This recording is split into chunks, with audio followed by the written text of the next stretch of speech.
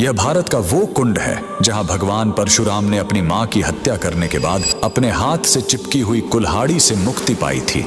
यह कहानी है महान ऋषि जमदग्नि और उनकी पत्नी पतिव्रता रेणुका की। कहते हैं रेणुका हर दिन नदी से कच्चे घड़े में पानी लाती थी और उनके सतीत्व के बल से वह घड़ा टूटता नहीं था। उनके 5 पुत्र थे जिनमें सबसे छोटे थे विष्णु अवतार परशुराम।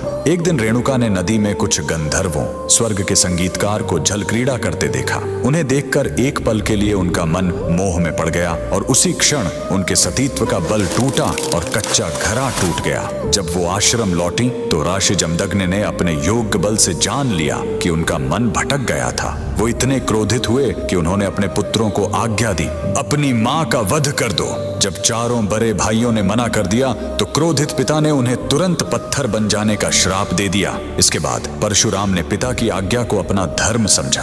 उन्होंने भारी मन से अपनी कुल्हाड़ी उठाई और अपनी ही मां का सिर धड़ से अलग कर दिया। उनकी आज्ञाकारिता से प्रसन्न होकर जमदग्नि ने वरदान मांगने को कहा। परशुराम ने तुरंत अपनी मां को फिर से जीवित करने और साथ ही पत्थर बन चुके अपने चारों भाइयों को भी मुक्त करने का वर मांग लिया। सब फिर से जीवित हो गए, मानो कुछ हुआ ही ना हो। लेकिन कहानी यहीं खत्म नहीं हुई। मातृ हत्या का पाप उस कुल्हाड़ी पर एक दाग की तरह चिपक गया और वो उनके हाथ से अलग ही नहीं हो रही थी। उस पाप से मुक्ति पाने के लिए वह दर दर भटकते रहे, लेकिन कोई भी तीर्थ उस कुल्हाड़ी को छुड़ा नहीं सका। अंत में वह पहुंचे पूर्वी हिमालय की लोहित नदी के किनारे और जैसे ही उन्होंने इस कुंड के जल को छुआ, चमत्कार हुआ। कुल्हाड़ी अपने आप उनके हाथ से छूट गई। यही पवित्र स्थान आज अरुणाचल प्रदेश में परशुराम कुंड के नाम से जाना जाता है। आज भी हर साल मकर संक्रांति पर हजारों श्रद्धालु यहाँ इस विश्वास के साथ डुबकी लगाने आते हैं कि यह कुंड उनके सारे पापों को धो डालता है, ठीक वैसे ही जैसे इसने स्वयं भगवान परशुराम को पाप मुक्त किया था।